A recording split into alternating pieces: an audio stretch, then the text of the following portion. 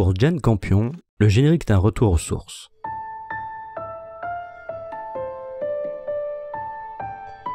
Ce prélude conçu par Léonie Savides avec la peintre néo-zélandaise Séraphine Peake permet d'introduire avec poésie la série télé créée par la cinéaste. Cette immersion aquatique dépasse en rappeler un poème anglais cité à la fin du générique de La leçon de piano.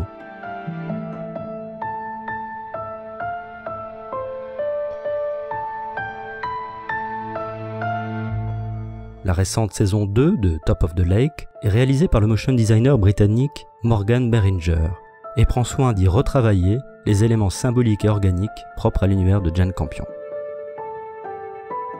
Dès ses premiers courts-métrages australiens, au début des années 80, Jane Campion fait émerger un beau souci de mélange entre abstraction et figuration, ici dans Peel, palme d'or du court-métrage. Goût pour les origines du cinématographe, ici en 84, puis encore en 2007. Goût aussi pour les polices brodées, ici en 83. Jane Campion aime les génériques verts, dès 84 avec After Hours, couleur que l'on retrouvera dans La leçon de piano. Éclosion filmique, souvent morcelée, fragmentaire, ici à la fin de Mishaps of Seduction.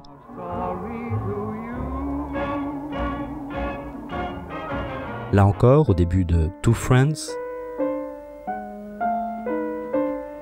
Ces premiers génériques sont très tôt marqués par un certain esprit de famille. À la fin de A Girl's Own Story, elle remercie les Beatles et les 60s.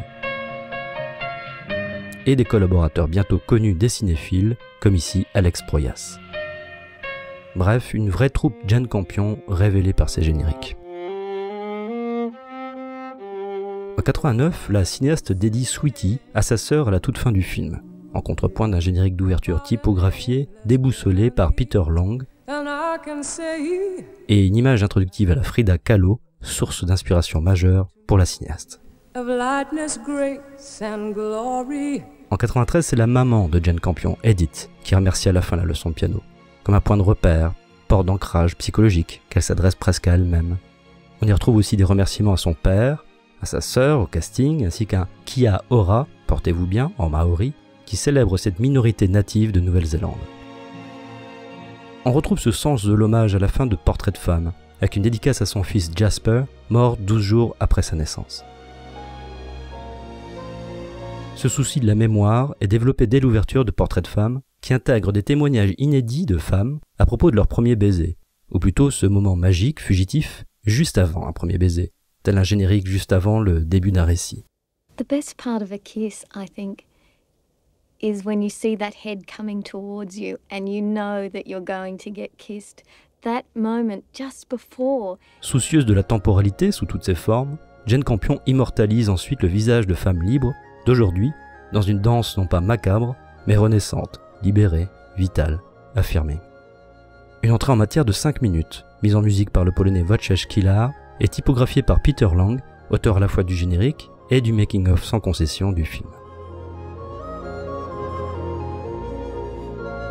En 99, Jane Campion plonge Kate Winslet en Inde, dans un générique tactile, immersif, sulfureux.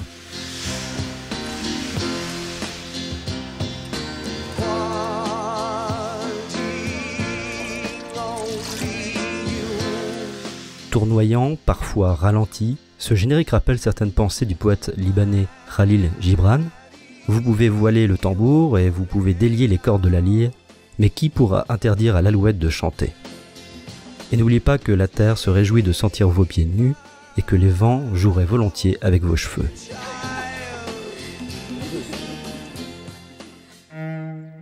En 2009, le générique de Bright Star nous fait entrer délicatement dans un autre siècle avec ce leitmotiv des lettrines cher à Jane Campion, signé ici par Karen Tran et Emil Reidmeyer. Le titre du film émerge en métaphore par le chat d'une aiguille. Cette introduction littérale, manuelle, sexuelle, se conjugue avec les voix d'une femme et d'un homme entremêlés. Toile d'araignée, tissu, texte et sous-texte, entrelacs perdus dans le tissu, la texture, ce générique n'aurait pas laissé insensible Roland Barthes, pour qui l'intermittence est érotique, celle de la peau qui scintille entre deux pièces, entre deux bords. C'est cela qui séduit, la mise en scène d'une apparition-disparition. Ce prélude tout en patience évolue peu à peu du tissu à la peau, de la peau au visage, puis d'un jardin à un village. Jane Campion nous fait glisser du rêve à la réalité, nous fait sortir du générique coquille. Le générique de fin se composera intégralement d'un poème lu, comme une lettre d'amour ou d'adieu, pour le plaisir manifeste d'y faire entendre la voix, la corde, le corps qui continue de vibrer au-delà de la mort. My heart aches, and a drowsy numbness pains my sense, as though of hemlock I had drunk, or emptied some dull opiate to the drains 1 minute past, and Lethe woods had sunk. Mais s'il ne fallait retenir qu'un générique de Jane Campion, avec sa typo tremblante comme des touches de piano réalisées par l'agence Animal Logic, l'ouverture érogène, vocale, végétale et pénétrante de In the Cut en 2001 s'offre là aussi comme une danse introductive entre vie et mort, flou et netteté. Ce que Jane Campion cherche dès ses génériques, c'est décidément une certaine idée du plaisir.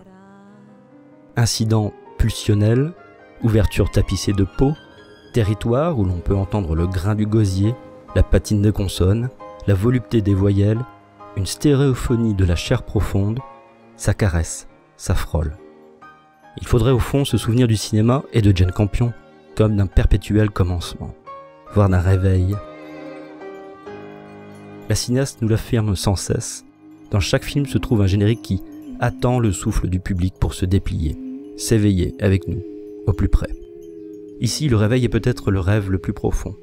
Une anecdote incivile, faite avec des sentiments civilisés, comme au fond les génériques de Jane Campion. Comme autant de réponses au temps.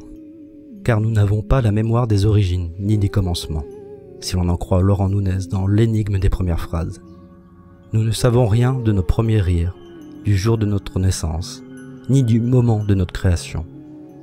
Nous ignorons d'où vient ce langage qui nous permet de penser. Nous avons oublié le premier mot prononcé par le premier humain. Les artistes sont des gens qui ont décidé de prendre leur revanche sur ces premières fois perdues à jamais. Et chez Jane Campion précisément, créer et lancer un générique, n'est-ce pas toujours chercher son origine ?